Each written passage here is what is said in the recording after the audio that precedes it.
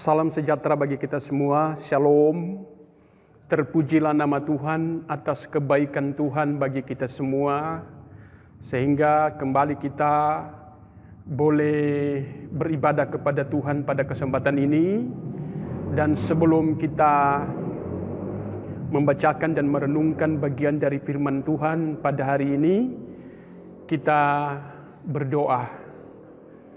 Bapa, di dalam nama Yesus Kristus, Allah yang kudus, Allah yang berkuasa, Raja di atas segala raja, Tuhan di atas segala yang dipertuan.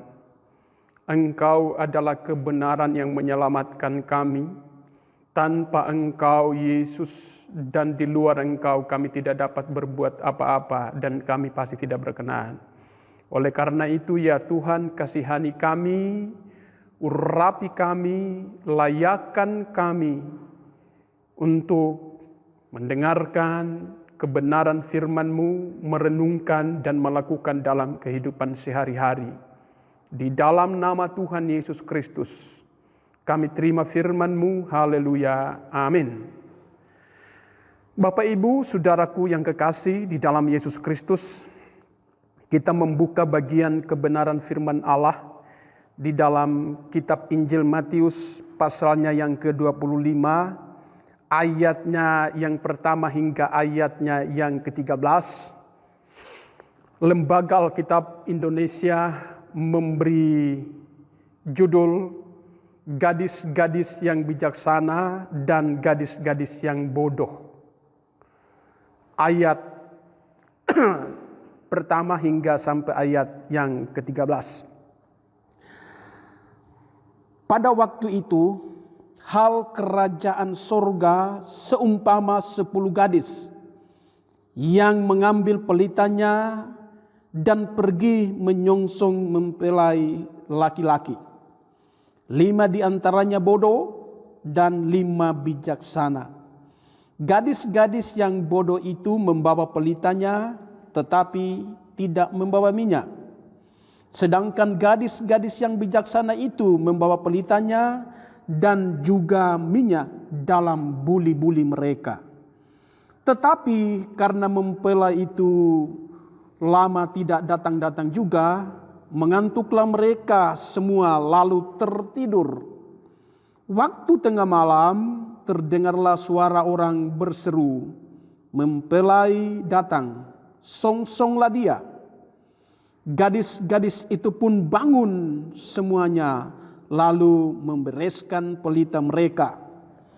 Gadis-gadis yang bodoh berkata kepada gadis-gadis yang bijaksana, "Berikanlah kami sedikit dari minyakmu itu, sebab pelita kami hampir padam."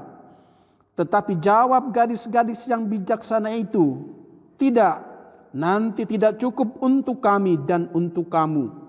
Lebih baik kamu pergi kepada penjual minyak dan membeli di situ."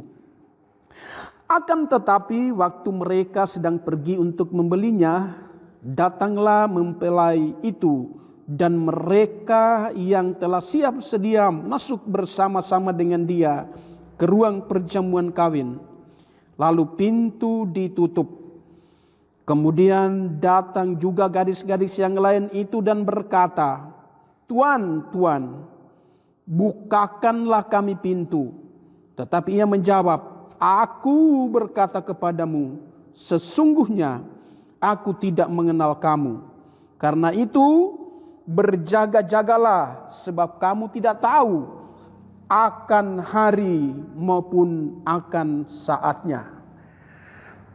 Saudara yang kekasih, tema khotbah kita pada saat ini adalah tanda orang berkenan kepada Tuhan. Tanda orang berkenan kepada Tuhan. Nah, saudaraku yang kekasih di dalam Tuhan, kita harus tahu di dalam kehidupan kekristenan ini bahwa kita harus memiliki tanda sebagai milik Kristus, sebagai milik Tuhan. Kalau kita tidak punya tanda, maka kita adalah sebagai orang yang tidak berkenan kepada Tuhan. Dan kalau kita punya tanda, pasti kita adalah orang yang berkenan kepada Tuhan. Saudaraku yang kekasih di dalam Tuhan, firman Tuhan ini mungkin bagi kita itu sudah menjadi suatu hafalan. Karena sudah banyak kali kita membaca, bahkan kita mendengarkan pemberitaan firman Tuhan ini. Tetapi di sini ada suatu rahasia yang perlu kita ketahui dari Tuhan, supaya benar-benar kita tahu posisi kita sekarang ini, keadaan kita sekarang ini, atau apakah kita memiliki tanda milik Yesus Kristus. Di sana diumpamakan kerajaan surga seperti seorang gadis yang datang yang pergi menyongsong mempelai laki-laki. Di sana dikatakan ada 5 gadis yang bodoh dan 5 gadis yang bijaksana. 5 gadis yang bodoh itu datang kepada Tuhan, kepada mempelai laki-laki itu, kepada pengantin laki-laki,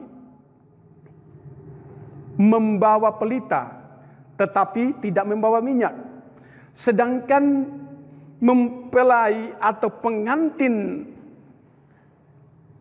yang bijaksana itu mereka membawa pelita dan juga membawa minyak dalam buli-buli mereka.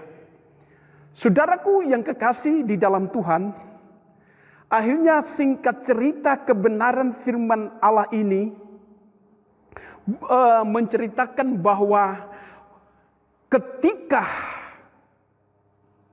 tengah malam dan semua baik pengantin, ya, gadis-gadis yang bijaksana ini dan gadis-gadis yang bodoh, sama-sama mereka tertidur. Itu kata firman Tuhan. Perhatikan baik. Mereka sama-sama tertidur karena sudah tengah malam. Tetapi tiba-tiba ada suara kedengaran, "Songsonglah mempelai, songsonglah pengantin. Pengantin sudah datang." Dan mereka semua segera bangun dan berkemas untuk mempersiapkan diri mereka, untuk mempersiapkan pelita mereka. Tetapi saudara yang kekasih di dalam Tuhan, apa yang terjadi? Yang terjadi di sini, lagi-lagi saya katakan bahwa anak darah atau gadis-gadis yang bodoh ini hanya mempersiapkan, hanya membawa pelita dan tidak membawa atau menyiapkan minyak. Lalu apa yang terjadi, saudara? Mereka menyadari bahwa pelita mereka, dan dikatakan oleh firman Tuhan bahwa pelita mereka hampir padam. Artinya saudara, ini tidak akan cukup bagi mereka sampai kedatangan pengantin laki-laki. Tidak cukup buat mereka untuk menanti atau menunggu mempelai atau pengantin laki-laki. Kemudian mereka meminta minyak kepada gadis-gadis yang bijaksana ini. Mereka berkata, "Berilah kami minyak, karena pelita kami hampir padam." Artinya mereka sudah kehabisan minyak. Lalu kata gadis-gadis yang bijaksana ini, "Tidak, nanti tidak cukup bagi kami. Belilah, carilah untuk membeli minyak di tempat yang ada minyak." Lalu apa yang terjadi? Ketika mereka pergi mencari untuk membeli minyak,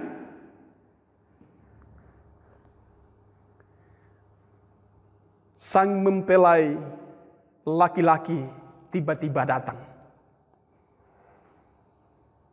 Dan saudara, apa yang terjadi? Yang memiliki minyak dan pelita itu hanya 5 gadis yang bijaksana atau 5 gadis yang pandai. Dan merekalah yang diperkenankan oleh mempelai itu, diperkenankan oleh pengantin itu untuk masuk siap berpesta. Dan ketika 5 gadis yang bijaksana ini masuk ke dalam ruang pesta, lalu ditutuplah pintu. Nah, saudaraku yang kekasih di dalam Tuhan, ketika 5 gadis bodoh ini mengetuk pintu, pintu itu tidak dibukakan bagi mereka. Dan meminta kepada mempelai ini supaya menerima mereka. Mereka ditolak oleh mempelai atau pengantin pria ini. Ditolak oleh pengantin pria ini. Kenapa, saudara? Karena mereka tidak membawa minyak. Nah, saudara, mungkin akan timbul pertanyaan, mengapa pengantin pria ini menutup pintu bagi gadis bodoh ini?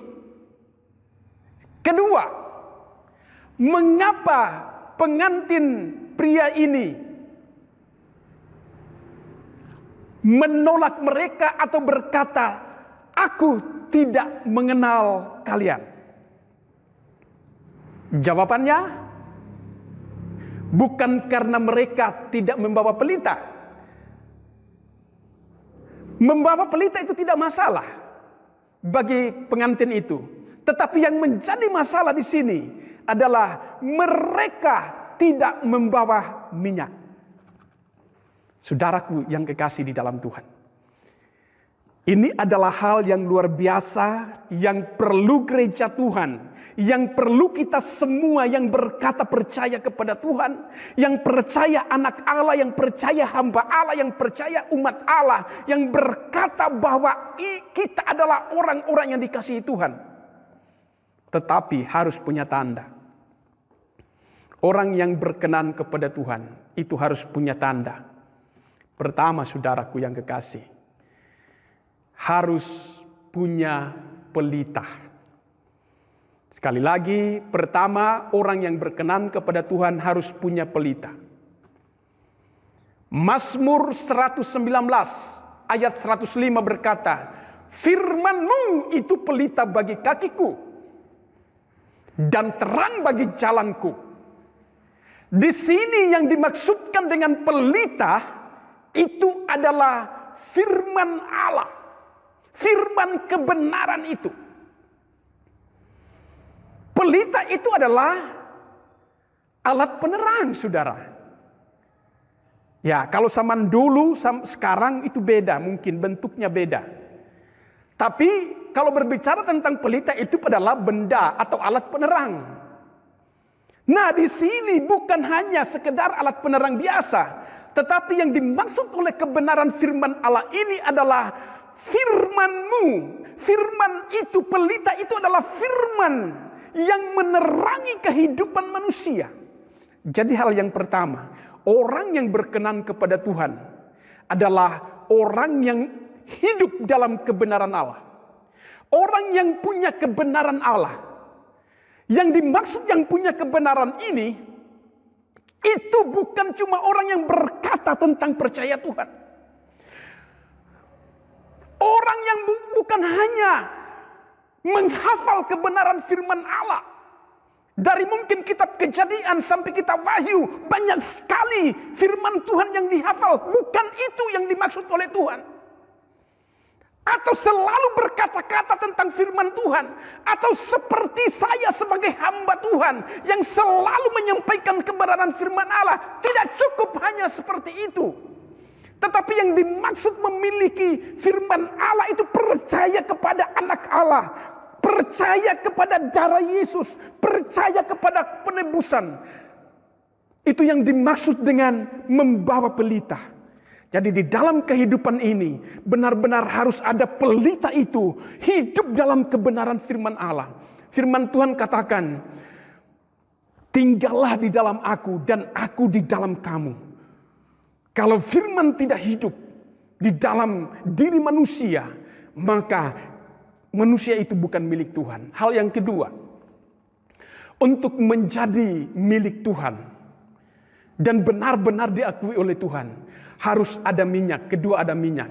Karena gadis-gadis yang bodoh ini, kenapa ditutup pintu? Calon suami mempelai atau pengantin itu menolak mereka. Karena mereka tidak punya minyak. Tidak ada persiapan minyak. Sebenarnya mereka bukan tidak ada persiapan minyak. Karena diberitahu di sini bahwa pelita mereka sudah hampir padam. Artinya sedianya mereka ada minyak, saudara. Tetapi minyak yang ada pada mereka itu tidak cukup untuk menanti pengantin itu, untuk menanti mempelai itu. Tidak cukup bagi mereka. Kita harus punya minyak yang cukup. Nah saudara, minyak ini artinya adalah pengurapan saudara. Gereja Tuhan, hal yang kedua, orang yang berkenan kepada Tuhan itu adalah orang yang harus diurapi oleh Tuhan. Kalau tidak diurapi, maka itu bukan milik Tuhan. Kenapa saudaraku yang kekasih? Nah itu memang adalah kehendak Tuhan. Itulah maunya Tuhan. Itu adalah standarisasi orang yang berkenan kepada Tuhan. Mungkin ada orang yang berkata, wah saya juga kan percaya kepada Tuhan walaupun tidak diurapi. Saya sebagai pemberita, saya ini selalu membaca firman Tuhan. Kalau tidak diurapi, maka itu bukan milik Tuhan. Oleh karena itu saudaraku yang kekasih, hal yang kedua adalah supaya berkenan kepada Tuhan atau menjadi milik Tuhan adalah diurapi Tuhan. Dan yang ketiga adalah melakukan setiap kehendak Tuhan. Matius 7, perhatikan Matius 7 ini mungkin di antara kita sudah banyak mengetahui kebenaran firman Tuhan ini. Matius 7 ayat 21 sampai 23. Dan di sana ayat 21 dikatakan, bukan setiap orang yang berseru-seru. Perhatikan, bukan setiap orang yang berseru Tuhan, Tuhan, masuk dalam kerajaan surga. Melainkan dia yang melakukan kehendak Allah. Di situ dipisahkan antara berseru-seru kepada Tuhan dan kehendak Allah. Mungkin ada orang yang berseru-seru bahwa saya percaya kepada Tuhan, saya mengasihi Tuhan, saya melayani Tuhan, saya percaya kepada firman Tuhan, saya sudah melayani. Ayat 22 dan 23 jelas di sana dikatakan bahwa sudah bernubuat, sudah mengusir setan. Ini artinya berbicara tentang pelayanan roh. Mungkin berbicara bahwa orang ini diurapi. Mungkin orang ini ada minyak. Bisa saja minyak itu, pengurapan itu dilakukan untuk memuliakan diri sendiri, bukan memuliakan Tuhan. Sehingga mereka ditolak oleh Tuhan. Yang dikenal oleh Tuhan hanya mereka yang melakukan kehendak Tuhan. Mungkin hidup dalam perzinahan, hidup dalam percabulan, mungkin hidup dalam dusta, hidup dalam pencurian, mungkin hidup dalam iri hati, mungkin hidup dalam kepentingan diri sendiri, mungkin hidup dalam amarah. Saya tidak tahu, tetapi hanya Tuhan yang tahu kehidupan kita masing-masing. Karena itu, standarisasi yang diberikan oleh Allah itu harus nyata dalam kehidupan manusia. Sehingga kita memastikan diri bahwa kita benar-benar milik Tuhan. Menjadi milik Tuhan bukan orang yang seperti apa.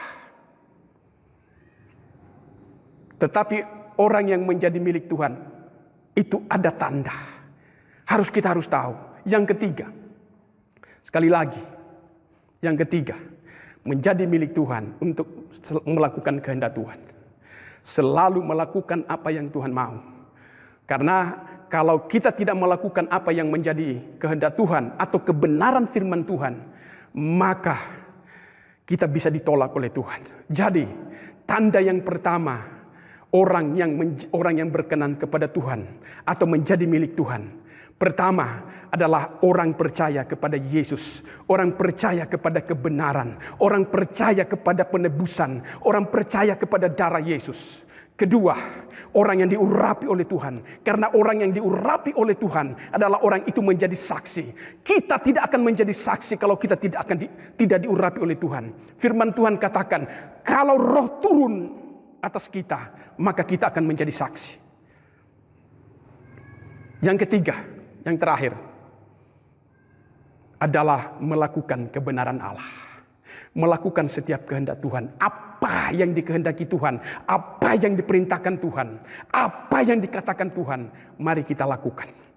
Saudaraku yang kekasih, jangan riwayat kehidupan kita hanya berakhir di dunia ini dan seterusnya menderita. Karena ini berbicara, gadis-gadis yang bodoh itu bukan tidak ada pelita. Mereka ada pelita, mereka percaya, tetapi mereka tidak diurapi oleh Tuhan. Mungkin mereka mempermain-mainkan kasih karunia Tuhan dalam kehidupan mereka. Sehingga mereka akhirnya ditolak. Pintu ditutup, pintu kasih karunia telah tertutup bagi mereka. Dan Tuhan berkata, mempelai itu berkata, aku tidak mengenal kamu. Aku tidak mengenal kamu. Ayat terakhir di sana dikatakan, ayat 12. Tetapi ia menjawab, aku berkata kepadamu. Ayat 12. Tetapi aku berkata kepadamu, sesungguhnya aku tidak mengenal kamu. Ayat 13. Karena itu berjaga-jagalah sebab kamu tidak tahu akan hari maupun akan saatnya. Artinya, kalau kita memiliki tiga hal ini, itu adalah penjagaan kita. Itu adalah modal bagi kita untuk menanti sang pengantin itu, sang mempelai itu datang bagi kita. Itu berarti ada persiapan kita. Maka biarlah kita selalu ada persiapan. Tetap tinggal dalam kebenaran Allah, tetap diurapi oleh Tuhan, tetap melakukan setiap kehendak Tuhan. Jangan kita terlepas dari kasih karunia Tuhan. Tuhan Yesus Kristus pasti memberkati saya dan saudara, memberkati kita sekalian. Mari kita berdoa. Bapa di dalam nama Tuhan Yesus, kami bersyukur kepadamu karena kasih karunia-Mu bagi kami semua. Dan biarlah kami, pemerintah, seluruh masyarakat, terlebih umat-umat-Mu, hamba-hamba-Mu, terus melakukan setiap kebenaran firman-Mu. Pertama-tama kami harus percaya kepada Yesus Kristus, bukan hanya sekedar percaya, tetapi benar-benar kami diurapi oleh Tuhan dan terus melakukan setiap kebenaran firman-Mu. Karena kalau kami hanya sekedar percaya, maka firman Tuhan katakan, iblis pun percaya akan Yesus Kristus sebagai anak Allah, maka mereka pun gemetar. Tetapi iblis tidak pernah melakukan kehendak Allah. Oleh karena itu, biarlah kami percaya, diurapi, dan terus melakukan setiap kebenaran perintah kehendak Allah dalam kehidupan kami, sehingga kami boleh berkenan di hadapan-Mu. Kami tahu kasih karunia-Mu terus nyata dalam kehidupan kami. Kami berdoa bersyukur di dalam nama Tuhan Yesus Kristus. Haleluya, haleluya, amin. Puji Tuhan, ibadah kita sudah selesai. Tuhan Yesus Kristus memberkati kita semua. Shalom.